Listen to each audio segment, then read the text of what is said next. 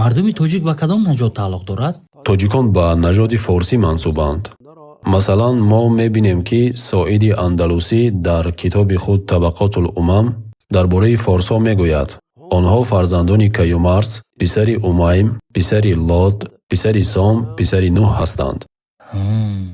ӯ мегӯяд, онҳо ҳазорон сол дар дини Нуҳ алайҳиссалом боқӣ монданд ва баъд Таҳмурас омад ва онҳо собеин шуданд, ба дини собеия гаравиданд.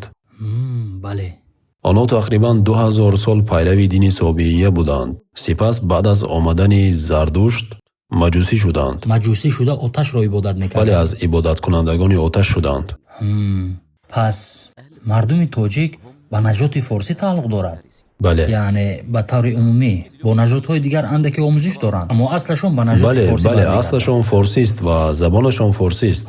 забони форсӣ аст. забони мо ва эрониён якест, яъне айнан ҳамон забон аст.